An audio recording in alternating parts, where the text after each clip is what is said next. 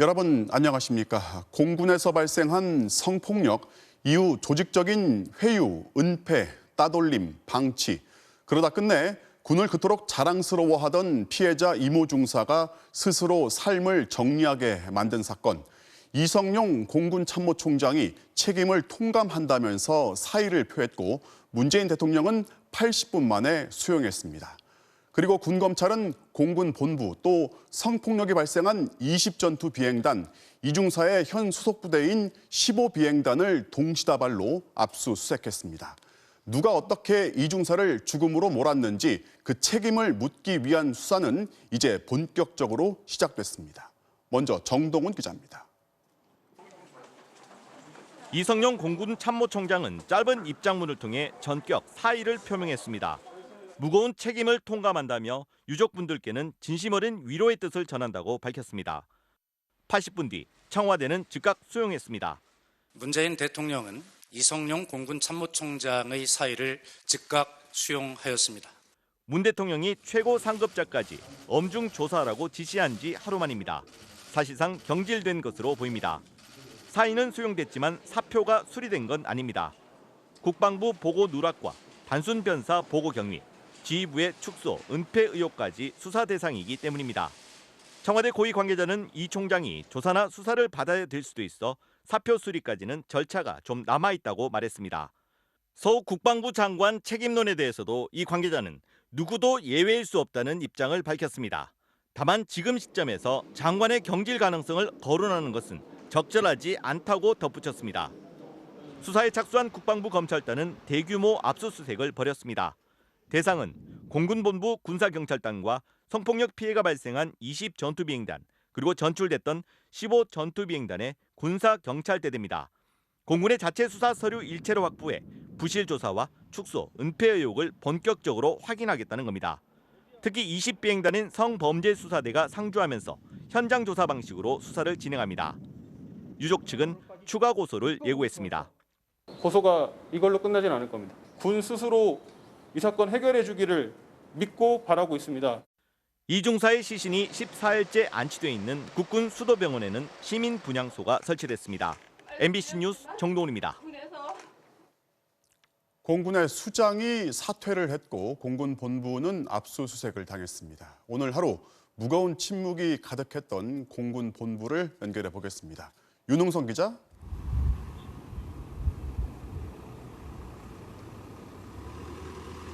예, 저는 공군본부가 있는 충남 계룡대 앞에 나와 있습니다. 현재 이곳 주변은 삼엄한 경계만 이뤄질 뿐 오가는 사람 없이 적막합니다. 이번 사태의 책임을 지고 물러난 이성용 공군 참모총장은 오늘 하루 계룡대 안에 머물렀던 것으로 알려졌습니다. 공군본부 측은 오늘 별도의 입장 발표 없이 취재진의 촬영에도 민감한 반응을 보였습니다. 군검찰은 이곳 공군본부 군사경찰단을 상대로 압수수색을 진행했는데요.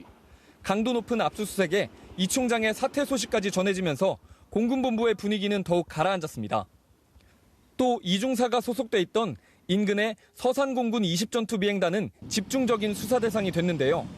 20전투 비행단 앞에선 50여 개 시민단체가 모여 기자회견을 열었습니다. 철저한 수사와 함께 은폐를 시도했던 관련자들을 엄하게 처벌하라고 목소리를 높였습니다. 우리 곁에 먼지처럼 떠돌고 있고 독가스처럼 사람을 압살하고 있는 이러한 폭력적인 문화와 조직 시스템이 반드시 바뀌어야 할 것입니다. 이들은 또 국방부가 나서서 성범죄 가해자를 즉각 퇴출시키는 강도 높은 대책을 마련하라고 촉구했습니다. 지금까지 계룡대에서 MBC 뉴스 윤웅성입니다. 성폭력과 2차, 3차 이 반복적인 추가 가해가 발생한 20전투 비행단 이후 15비행단으로 전출을 갔지만 이중사는 20전투 비행단에서 싸늘한 주검으로 발견됐습니다. 그 시간 20비행단의 단장과 2차 가해자는 골프를 치고 있던 것으로 드러났습니다. 20비행단이든 15비행단이든 이중사의 주검을 발견할 당시 골프를 친 관련자가 없었다는 공군의 당초 해명은 거짓이었습니다. 신재영 기자가 단독 취재했습니다. 이중사는 지난 5월 22일 오전 8시 20전투비행단 관사에서 숨진 채 발견됐습니다. 엄마가 전화를 들고면서 이런 거예요. 뭔 일이야, 뭔 일이야. 그래 같이 덜덜덜덜 이거 잘못됐대, 이거 잘못됐대 그러는 거예요. 하지만 이중사 시신 발견 당일 정작 20비행단에선 늑장 대응이 이루어졌다는 구체적인 제보가 여러 건 들어왔습니다. 우선 20비행단장이 골프를 치느라 위기조치반을 소집하지 않았다는 것. 부대 내에서 부대원 사망 사건이 발생하면 위기조치반이 소집되고 공지방송이 나오는데 부대에 있었는데도 이런 방송을 듣지 못했다는 겁니다. 이에 대해 공군은 어제까지만 해도 이중사 시신 발견 당일 15비행단과 20비행단 모두 골프를 친 관계자는 없다고 밝혔습니다. 그러나 거짓 해명으로 드러났습니다. MBC가 재차 확인한 결과 이중사 시신이 발견된 시각 20비행단 단장인 이모 준장은 부대 안에서 골프 라운딩 중이었다고 말을 바꿨습니다. 위기조치반이 소집되지 않았다는 의혹에 대해선 이 준장이 골프를 치다가 보고를 받고 상황실로 이동해 위기조치반에 준하는 지시를 내렸다고 해명했습니다. 또 이중사가 사망 당시엔 15비행단 소속이어서 위기조치반 소집 대상이 아니라고 설명했습니다. MBC 취재 결과 이중사 시신 발견 당일 20비행단에서 골프 친 사실을 숨기는 인물이 또 있었습니다. 살면서 한 번은 겪을 수 있는 일이라며 이중사에게 2차 가해를 하고 예전 회식에서 성추행을 한 혐의로 유가족에게 고소당한 노모준이. 비슷한 시각 노준이도 골프를 치고 있었던 것으로 확인됐습니다. 이중사의 사망 소식을 들은 노준이는 이후 후임에게 지시해 자신의 골프백을 부대 내 다른 장소에 숨겼다는 증언도 나왔습니다. 앞서 공군은 이중사가 사망 며칠 전 새로 옮긴 15비행단 단장도 사망 보고를 받았을 당시 골프장에 있긴 했지만 즉시 상황실로 옮겼다고 해명했습니다. 이중사 사망 이후의 조치에 대한 공군의 석연치 않은 해명과 말바꾸기가 계속되고 있는 만큼 이 부분에 대한 수사도 이루어져야 할 것으로 보입니다. MBC 뉴스 신재용입니다. 박범계 법무장관이 취임 이후 첫 고위 검사들 인사를 단행했습니다. 김호수 검찰총장을 만나 긴 시간의 만남을 가진 뒤 하루 만입니다. 재판에 넘겨진 이성윤 서울중앙지검장은 서울고검장으로 승진했고 한동훈 검사장은 수사 현장으로 복귀하지 못했습니다. 양수현 기자가 보도합니다. 국내 최대 규모인 서울중앙지검장엔 박범계 장관을 보좌해온 이정수 법무부 검찰국장이 임명됐습니다. 김학의 전 차관 성접대 사건을 의도적으로 부풀렸다는 의혹과 윤석열 전 총장의 최측근 한동훈 검사장 처리를 남겨둔 검언 유착 사건, 사실상 멈춰선 윤 전 총장의 가족 수사까지 그의 지휘를 받게 됐습니다. 김학의 불법 출금 사건의 수사 외압 의혹으로 기소된 이성윤 현 중앙지검장은 서울고검장으로 승진했습니다. 피고인을 영전시켰다는 야권의 반발에도 불구하고 공소장 유출 파문까지 부른 이른바 수사 외압 사건에 대한 임명권자의 시각이 담겼다는 평가입니다. 이 밖에 주요 사건을 담당하는 일선의 지도부도 대거 교체됐습니다. 불법 출금 사건에 연루된 청와대 전현직 인사들의 처리를 결정할 수원지검장에는 신성식 대검 반부패 강력부장이 기용됐습니다. 월성원 전 경제성 평가 조작 의혹 수사를 지휘해온 이두봉 현 대전지검장은 인천지검장으로 전보됐습니다. 이번 인사는 박범계 장관과 김호수 검찰총장이 5시간에 걸친 마라톤 회동을 가진 뒤 하루 만에 전격적으로 이뤄졌습니다. 말씀 중에 상당히 납득이 되는 부분이 있었고 그런 부분들을 최대한 반영하려고 노력을 했습니다. 이미 예고된 1,500구 넘는 탄력적 인사 방침에 따라 고검장급 간부들은 법무연수원 등으로 자리를 옮겼습니다. 윤석열 전 총장의 측근인 한동훈 검사는 사법연수원 부원장으로 검사장급의 새 보직을 받았지만 수사 일선 복귀는 무산됐습니다. 박범계 장관은 김호수 총장과 협의를 거쳐 검찰의 직접 수사를 축소하는 방향의 조직 개편을 마무리한 뒤 이달 안에 중간 간부 후속 인사를 단행할 계획입니다. MBC 뉴스 양소연입니다. 미국 정부가 제공한 얀센 백신 101만 명분이 내일 새벽 국내에 도착할 예정인데요. 이제부터 아스트라제네카와 화이자에 이어서 얀센과 모더나까지 4종류의 코로나19 백신을 접종할 수 있게 됐습니다. 이 중에 나는 어떤 백신을 언제 맞게 되는 걸까? 이게 가장 궁금하실 텐데요. 김아영 기자가 자세히 설명해 드리겠습니다. 먼저 4가지 백신들의 특징 잠깐 살펴볼까요?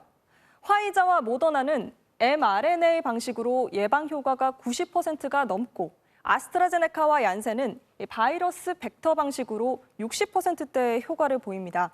60%대면 효과가 떨어지는 거 아닌가 생각하실 수 있지만 임상시험 결과에서 나온 수치고요. 실제 접종에서는 항체 형성에 필요한 충분한 효과가 검증됐으니 안심하고 맞으셔도 됩니다. 4종류의 백신은 3, 4분기에 집중적으로 들어옵니다.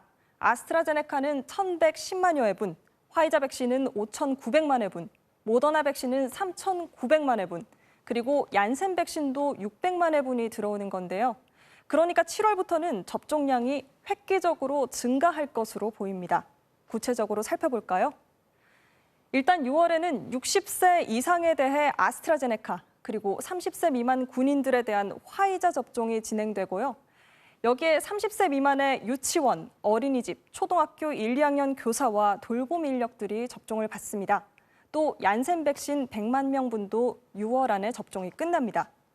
3분기가 시작되는 7월에는 유치원과 어린이집, 초중고등학교 교사, 그리고 수능을 앞둔 고3 학생들이 화이자와 모더나 백신을 맞는데요. 이렇게 되면 상반기부터 진행된 고령층, 사회 필수 인력에 대한 접종이 모두 끝납니다. 그리고 7월부터 50대를 시작으로 나머지 대다수 국민들에 대한 접종이 본격적으로 시작되는 겁니다. 이때 4종류의 백신 중 어느 백신을 맞을지 선택할 수는 없습니다. 다만 이 교차 접종이 이루어질 가능성이 있습니다. 1차와 2차에 서로 다른 백신을 맞을 수도 있다는 건데요. 스페인과 독일 등에서 1차에 아스트라제네카, 2차에 화이자를 접종했더니 면역 효과가 뛰어났다는 연구 결과가 나왔고 캐나다에선 이런 식의 교차 접종을 곧 허용할 걸로 보이거든요. 우리 정부도 시험에 들어갔는데요. 들어보시죠. 아스트라제네카 백신을 1차 접종한 의료인 100명을 대상으로 화이자 백신을 접종한 후에 코로나 바이러스에 대한 중화 항체가와 이상 반응을 조사를 하고 있는 상황입니다. 이런 식으로 10월까지 전 국민의 70% 이상 접종을 마치고요. 남은 백신 물량은 변이 바이러스를 막기 위한 부스터샷, 그러니까 3차 접종에 쓸 수 있을 걸로 기대됩니다. MBC 뉴스 김아영입니다. 자, 이제 내일이면 백신 접종이 시작된 지 100일이 되는데요. 지난 2월 처음 백신을 맞았던 이른바 1호 접종자들의 일상은 그동안 어떻게 달라졌는지 박진주 기자가 만나봤습니다. 아스트라제네카 백신 접종이 처음 시작된 지난 2월 26일, 요양보호사 이순단 씨는 서울 중랑구 1호 접종자였습니다. 그 후 요양시설과 집만 오갔던 일상이 완전히 바뀌었습니다. 어르신들이 또 감염이 되지 않을까 딱 출퇴근만 하고 이런 식으로 살았는데 어디 음식점에 가서도 자신 있게 할 수가 있고 마트도 마음대로 갈 수 있고요. 지난달 2차 접종까지 마친 뒤로는 간병할 때도 거리낌이 없어졌습니다. 이 와상 어르신들이 폐 활동이 굉장히 약하세요. 그러니까 스킨십을 많이 해드려야 되거든요. 저희 손길을 더 많이 가죠. 이제 뭐 한 번이라도 더 안아드리고. 다음 달부턴 밖에서 마스크를 벗고 신선한 공기를 마실 수 있다는 생각에 가슴이 뜁니다. 이제 퇴근을 하면 또 운동을 좀 해요. 공원 걷기 운동을. 근데 이거 벗고 할 수 있다는 그런 게 너무 좀 기대가 돼요. 국립중앙의료원에서 코로나19 환자를 돌보는 간호사 조한나 씨. 백신을 맞기 전 감염 위험 때문에 늘 불안했습니다.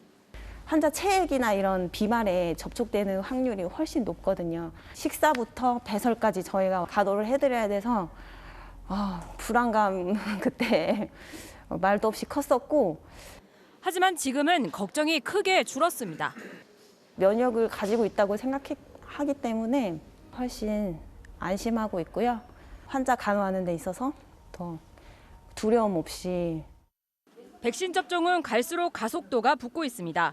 예약자의 99.8%가 어김없이 접종을 받았고 이대로라면 국민 25%인 1,300만 명 접종 목표도 계획보다 10일 앞당겨진 이달 20일쯤엔 달성할 걸로 예상됩니다. 지난해 거리두기로 보여주신 방역 성과가 올해는 예방접종으로 다시 가시화될 것으로 기대하고 있습니다. 60세 이상 74세까지의 접종 예약률도 80.6%에 달하면서 아스트라제네카 백신이 일부 모자랄 가능성까지 제기되자 정부는 최소 잔여량 주사기를 적극 사용하고 잔여 백신을 고령자에게 집중시키겠다고 밝혔습니다. MBC 뉴스 박진주입니다. 무거운 자재를 옮기는 타워 크레인. 공사 현장에서 반드시 필요한 장비죠. 그런데 인명사고가 지속적으로 발생을 하자 타워 크레인 조종사들이 정부의 안전 대책을 요구하면서 총파업을 예고했습니다. 이들이 멈추게 되면 전국 공사 현장의 90% 정도가 중단되는데요. 오늘 뉴스데스크는 타워 크레인 사고가 왜 급증하고 있는 건지, 왜 계속되는 건지 짚어보도록 하겠습니다. 먼저 이문영 기자가 취재했습니다. 부산의 한 오피스텔 공사 현장. 타워 크레인 상단부가 꺾이면서 건너편 건물과 주차된 차량까지 덮쳤습니다. 갑자기 쿵 하고 큰 소리가 나서 밖에 나와보니까 차가 완전히 완파가 돼 있었고 좀 상황이 아찔했습니다. 사고 크레인은 조종실을 떼내고 원격 조종할 수 있도록 불법 개조된 겁니다. 경기 평택에선 콘크리트 구조물을 옮기던 타워 크레인이 붕괴돼 한 명이 숨졌습니다.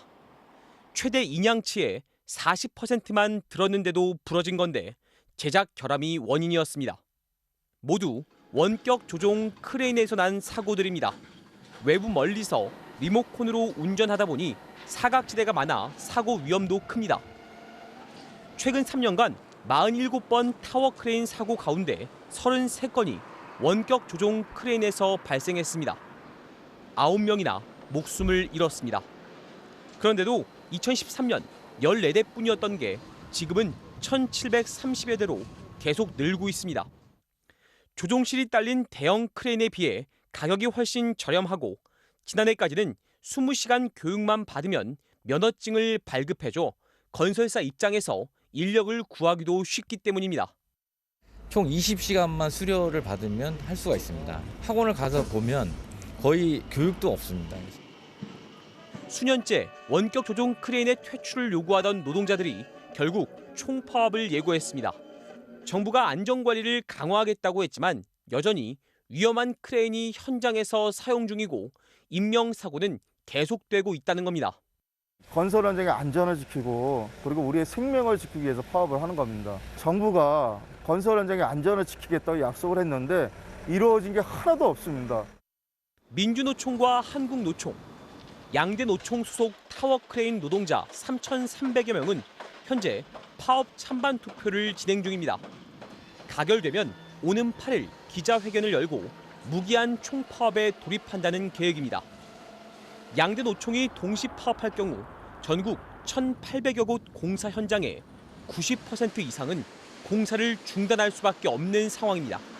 MBC 뉴스 이문현입니다. 사실 양대 노총의 타워 크레인 노동자들은 공사 현장마다 일감을 놓고 다투던 사이였습니다. 그런데도 공동 행동에 나선 건 그만큼 안전 문제가 심각하기 때문인데요. 저희가 직접 현장에 나가봤더니 결함 때문에 퇴출된 불량 크레인들이 아직까지 현장에서 버젓이 가동되고 있었습니다. 계속해서 차주혁 기자가 취재했습니다. 인천의 한 아파트 공사 현장. 타워 크레인이 자재를 이곳저곳으로 옮기고 있습니다. 밑에선 작업자가 내려놓을 위치를 무전으로 알려줍니다. 지난달 8일 이렇게 자재를 옮기던 타워 크레인에서 갑자기 줄이 끊어졌습니다. 장비가 좀 이상한 것 같다. 1호기 조종사가 좀 이상한 것 같아서 사람 없는 곳으로 좀 방향을 틀었고 방향을 틀는 중간에 바로 이제 짐이 쏟아졌습니다. 어제 서울 도봉동에서도 똑같은 사고가 또 났습니다.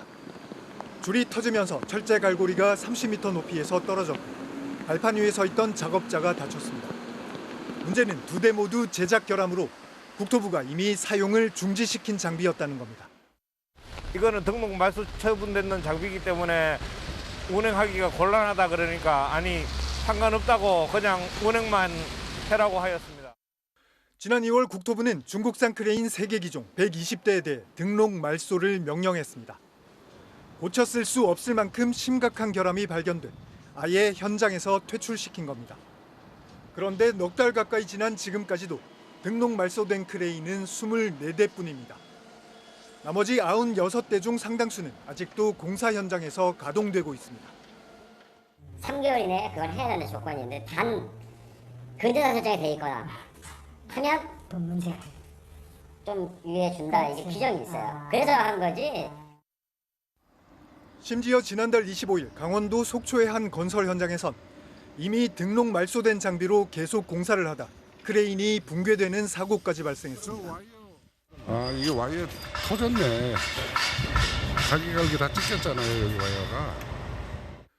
국토부가 지난해 등록된 크레인의 10%, 590여 대만 선별해 조사했더니 4,000건 가까운 결함이 발견됐습니다. 크레인 한 대당 7개씩 결함을 안고 있었던 셈입니다.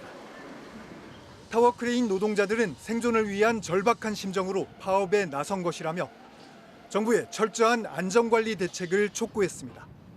MBC 뉴스 차주혁입니다. 이재용 삼성전자 부회장이 마약성 의약품 프로포폴을 상습적으로 투약해왔다는 혐의에 검찰이 정식 재판이 아니라 벌금형의 약식 재판에 넘겼습니다. 벌금 액수는 약식 기소로는 이례적으로 큰 5천만 원입니다.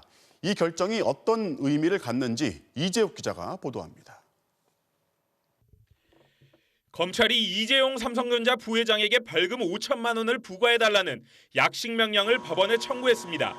이 부회장은 지난 2017년부터 서울 강남의 한 성형외과에서 상습적으로 프로포폴을 불법 투약한 혐의를 받고 있습니다. 검찰은 지난주 이 부회장을 직접 불러 조사한 뒤 의료 목적 외에 투약인 걸로 최종 결론 냈습니다. 다만 상대적으로 죄질이 가벼워 벌금 정도의 처벌이 예상된다며 법원의 서류 심사만으로 벌금을 명령할 수 있는 약식 절차를 밟았습니다.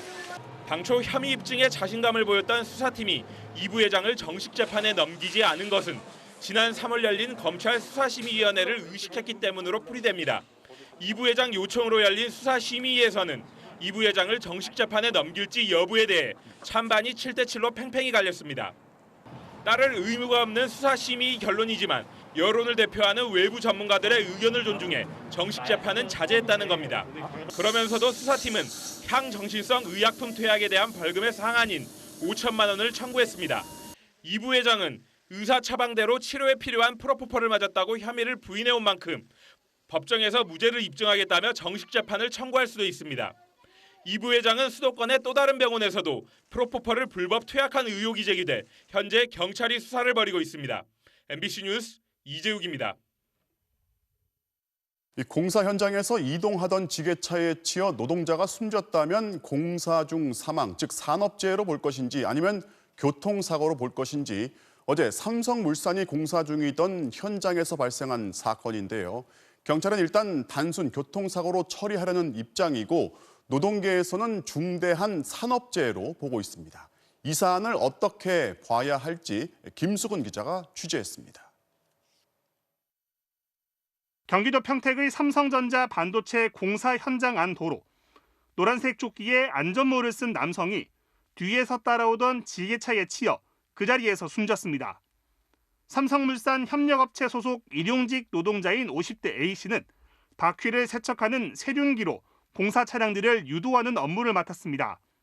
지게차 운전자는 공사 현장으로 가던 중이었고 A씨를 보지 못했다고 진술한 것으로 알려졌습니다. 공사 현장 안에서 노동자가 사망한 사고. 그런데 경찰은 교통사고에 더 무게를 두고 있습니다. 지게차가 작업 중에 사고를 낸 게 아니라 작업장으로 가는 길에 사고가 났기 때문이란 겁니다.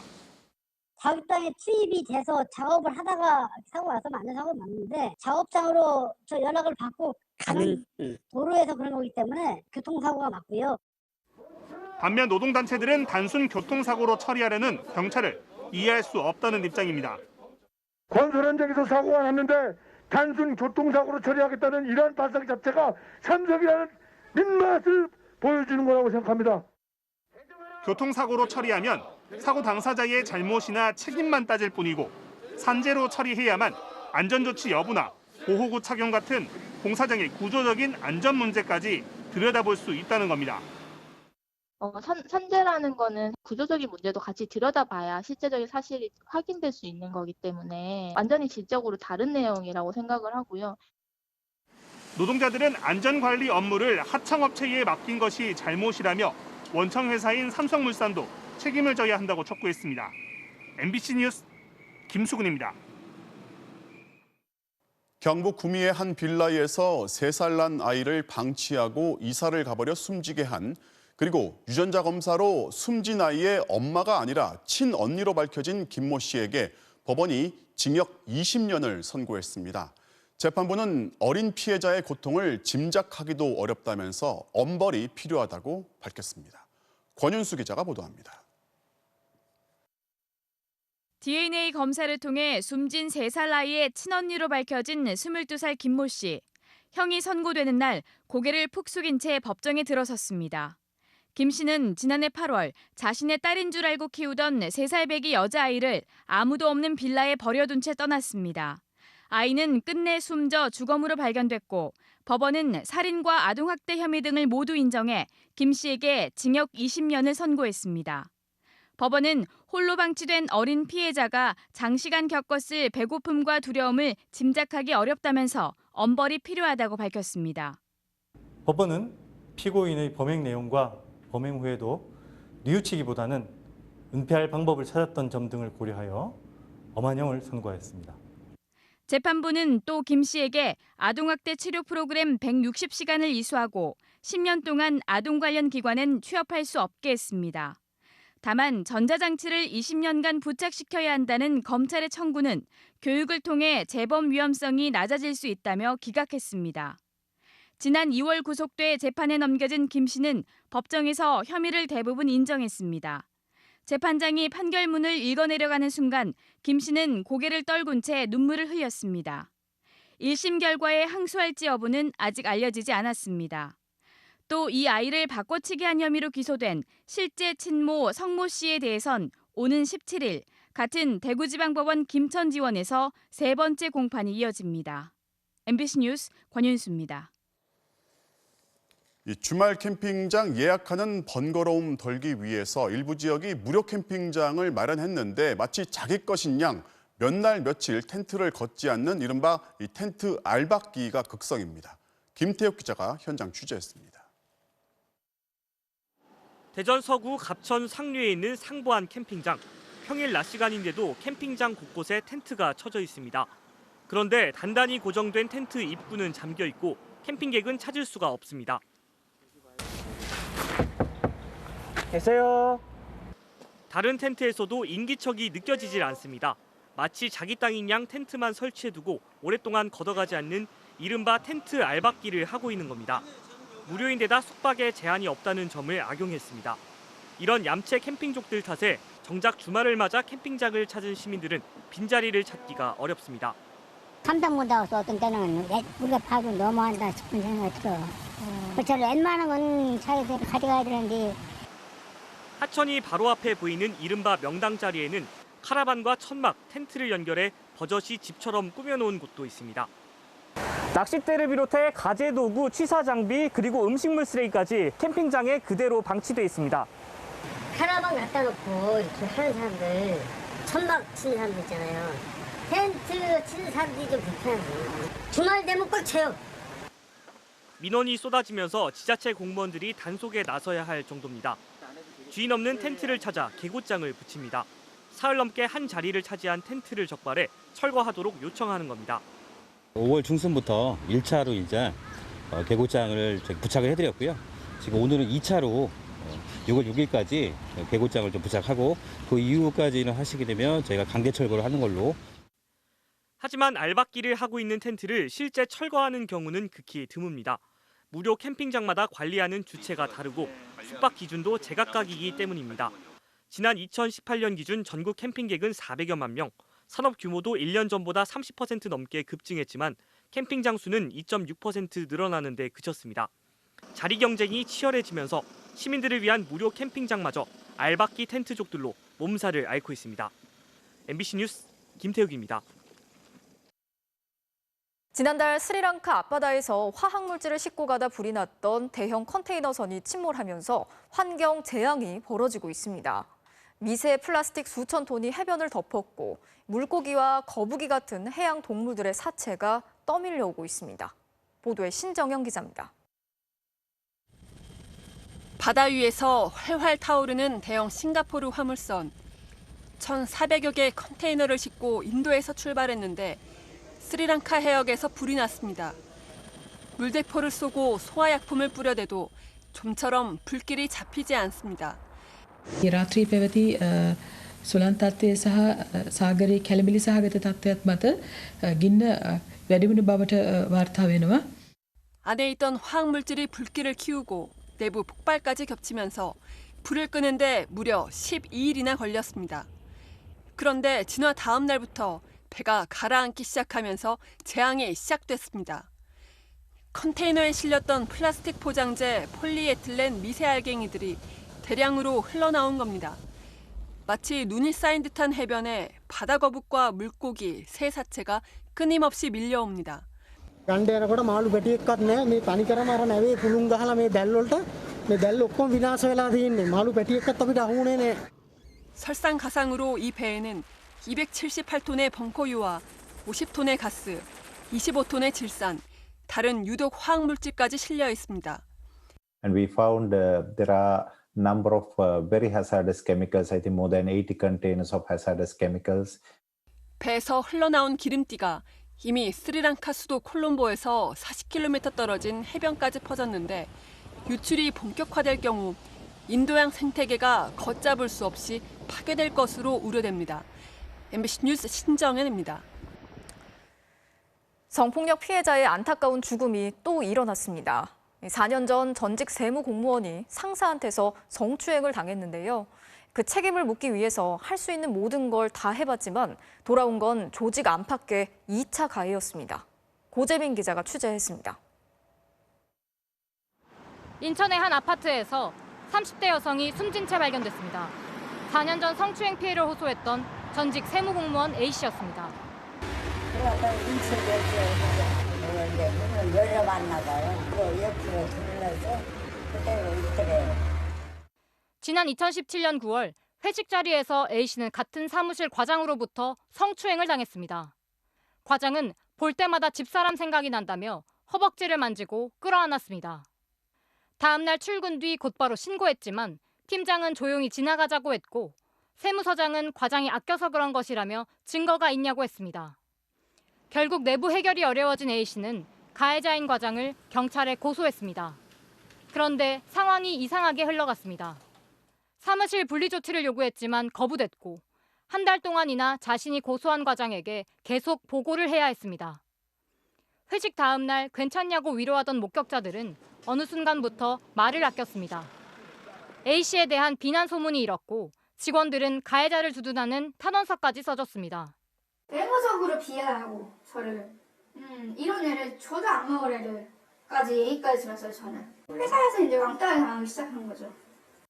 그러나 A씨는 방송사에 제보 인터뷰까지 하며 포기하지 않았고 지난 2018년 11월 법원은 가해자인 과장에게 벌금 250만 원을 선고했습니다. 판사는 가해자가 피해자에 대한 부정적인 여론이 형성되게 하는 등 추가 피해를 입힌 것으로 보인다면서도 추행 사실을 인정하고 반성한다며 벌금형을 내리는 데 그쳤습니다. 세무서는 가해자에게 정직 3개월 징계를 내렸습니다. 하지만 A씨는 결국 지난해 9월 세무서를 그만뒀습니다. 그리고 혼자 힘겨운 생활을 이어갔던 것으로 보입니다. 부모님 얘기라고 내한테 찾아와서 혹시 자주 나 돌아다닌가 좀 알아봐. 숨진 A씨를 발견한 건 한 청소업체였습니다. 물건을 버리지 못하고 쌓아두는 저장 강박증을 앓고 있던 A씨가 도와달라며 청소를 의뢰했던 업체였습니다. 이 업체는 유품 정리에 나서면서 세무공무원으로 번듯했던 고인을 이렇게 비극으로 만든 피의자는 잘 살고 있다고 개탄하는 글을 남겼습니다. MBC 뉴스 고재민입니다. 제주에서 만취한 주민이 호텔에 난입해서 투숙객들에게 난동을 부렸습니다. 배를 눌러서 객실의 문이 열리면 소화기를 마구 뿌려댔는데요. 봉변을 당한 투숙객들은 이를 말리려다가 다치기까지 했습니다. 박주연 기자가 취재했습니다. 자정이 넘은 시각 제주의 한 호텔. 한 남성이 걸레자루를 손에 든 채 승강기를 타더니 객실로 올라갑니다. 비치돼 있던 소화기를 들고 와서 한 객실의 초인종을 누릅니다. 객실 문이 열리자 느닷없이 소화기를 마구 뿌립니다. 객실에 투숙해 있던 남성 3명은 졸지에 소화기 가루를 뒤집어 썼습니다. 난동을 부리던 남성과 몸싸움을 벌이다 크고 작은 부상도 입었습니다. 병원에 일주일 입원해 있다가 나왔거든요. 이제 소화기 분말 가루도 흡입을 한 상태고 놀래가지고 좀 잠도 잘 못 자고 그래서 병원에 입원해가지고 일주일 동안 치료하다가 나왔거든요. 피해자들은 제주로 놀러 온 관광객들이었고 난동을 부린 사람은 인근에 사는 주민이었습니다. 그런데 이들은 전혀 모르는 사이였습니다. 술에 취한 주민이 무단으로 호텔에 들어간 뒤 행패를 부린 겁니다. 남자분들께서 제압을 해주셨기 때문에 그나마 빨리 처리가 됐는데 만약에 여자분이 계셨다던가 아니면 어린 아이가 있었으면 너무 생생하게 끔찍할 정도로. 평소 이 호텔은 밤 시간에 직원이 상주하지 않았습니다. 또 출입문이나 승강기에 보안 장치를 설치하지 않아 외부인들도 별다른 제지를 받지 않고 들어올 수 있었습니다. 경찰 조사에서 해당 주민은 술에 취한 상태라 호텔에 들어간 상황이 전혀 기억나지 않는다고 말한 것으로 전해졌습니다. MBC 뉴스 박주연입니다. 중국 남부의 한 도시에 멸종 위기의 코끼리떼가 진입했습니다. 작년 봄에 보호구역을 탈출해서 500km의 대장정을 하고 있는데요. 돌려보낼 방법이 마땅치 않아서 갖은 방법이 동원되고 있습니다. 베이징에서 김희용 특파원이 취재했습니다. 산길을 걸어 올라가는 코끼리떼, 산 비탈 도로도 가로지릅니다. 흔적도 커다랗게 남겼습니다. 산은 넘었고 이제는 물도 건너갑니다. 새끼 코끼리가 수로 턱을 넘지 못하고 있는데 엄마가 콧등을 세워서 새끼 엉덩이를 밀어 올립니다. 작년 봄 윈난성 남부 보호지역을 탈출한 멸종위기 코끼리떼 15마리는 지난 4월부터 본격 북상을 시작했습니다. 야생 아시아 코끼리떼는 논밭을 짓이겼고 시골 마을 상가를 어슬렁거리면서 사람들을 놀래켰습니다. 마치 주인인 듯 거침없이 농가로 들어가 마당을 배회합니다.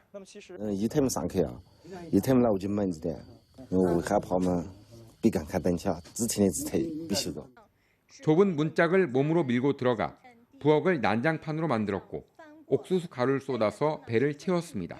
村民们跟我说，他们在铲除这些粪便的时候，也发现里面有一些菠萝的残渣的痕迹。 당국은 675명의 경찰과 62대 차량을 보냈고 12대 드론을 띄워서 코끼리떼를 추적하고 있습니다. 민가로 가는 걸 막기 위해서 먹이를 뿌려서 유도합니다. 길을 떠난 이유는 아직 모릅니다.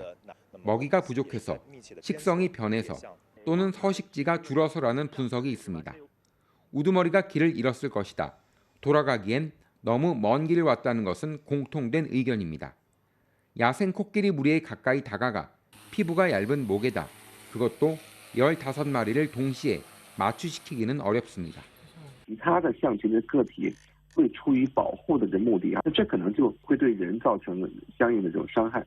코끼리떼는 인구 800여만 명의 쿤밍시 외곽까지 들어왔습니다. 전문가들은 코끼리떼가 스트레스를 받아서 걸음이 빨라졌다고 했습니다. 코끼리를 귀환시킬 방법은 아직 찾지 못했습니다. 베이징에서 MBC 뉴스 김희웅입니다.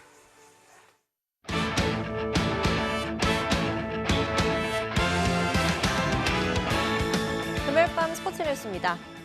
축구대표팀이 내일 투르크메니스탄과 카타르 월드컵 2차 예선 경기를 벌입니다. 한일전 패배로 따가워진 여론을 잠재울 만한 경기력을 보여줄지 관심입니다. 송기성 기자의 보도입니다. 첫 상대 투르크메니스탄과 레바논 등 적장들은 모두 손흥민을 경기 대상 1호로 꼽았습니다.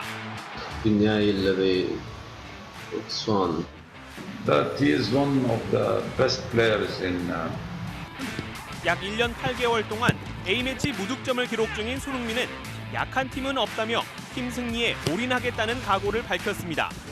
축구는 저 혼자만이 하는 스포츠가 아니라 또 팀원들이 하는 거기 때문에 그런 골 욕심보다는 저희 팀이 항상 더 잘 됐으면 하는 생각이 가장 큰 것 같습니다.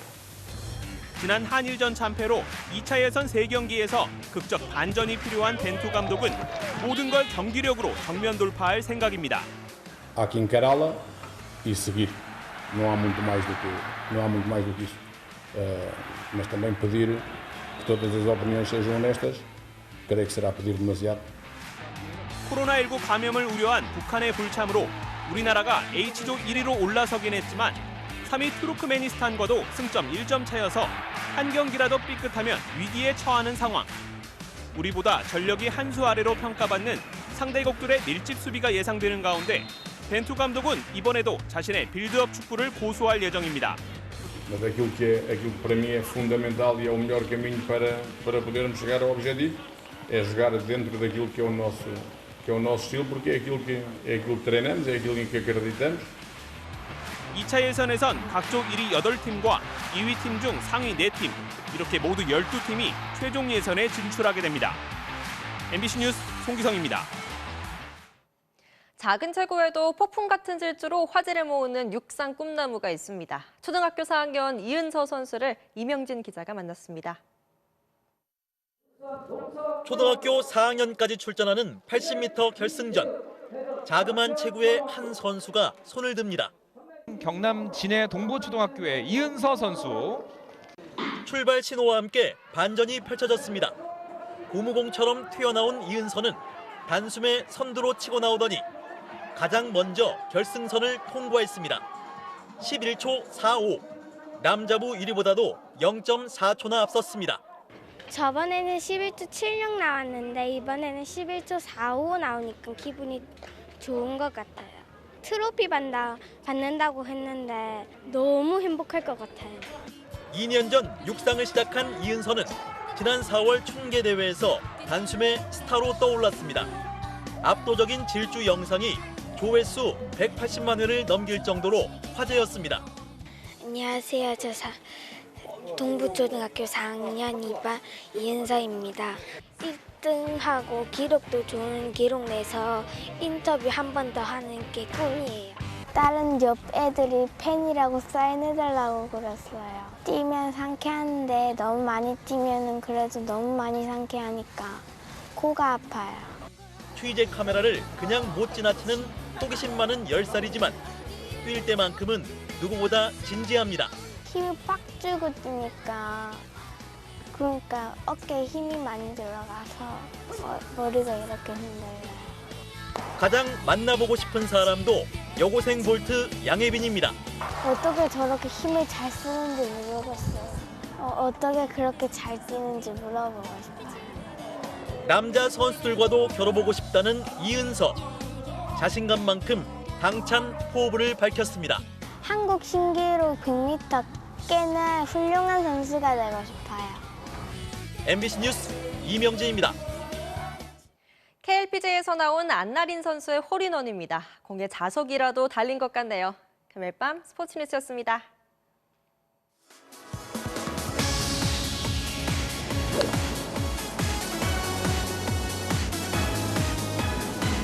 오! 들어갔어. 와! 예!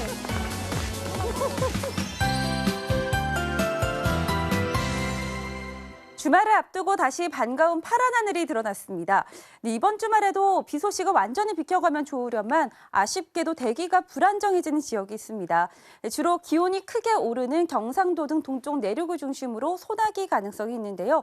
그래도 어제처럼 비가 하루 종일 오는 건 아니어서요. 대체로 맑은 날씨 속에 낮 동안에는 강한 햇살이 내리쬐겠습니다. 이렇다 보니 기온이 덩달아 오르겠습니다. 오늘 상대적으로 선선했던 서울 등 중부지방의 기온도 올라서 내일 서울의 낮 최고 기온은 25도, 일요일인 모레는 28도까지 올라 더 더워지겠는데요. 그래도 아직은 한여름이 아닌 만큼 아침 저녁으로는 선선함이 감돌겠습니다. 자세한 지역별 내일 날씨입니다. 내일 전국의 하늘 대체로 맑겠습니다. 다만 수도권과 영서 지방에서는 아침 사이에 빗방울이 떨어지는 곳이 있겠고요. 동해안 지방은 내일까지 바람이 강하게 불겠습니다. 아침 최저 기온은 서울과 광주 16도 등으로 오늘보다 낮겠고요. 낮 최고 기온은 서울 25도, 대구 30도, 광주 28도까지 오르겠습니다. 일요일인 모레 오전 한때 충청과 호남 지방에서도 비가 살짝 지나겠고요. 다음 주에도 30도 안팎의 더위가 이어지겠습니다. 날씨였습니다. 6월 4일 뉴스데스크 마치겠습니다. 오늘도 함께해 주신 여러분 고맙습니다.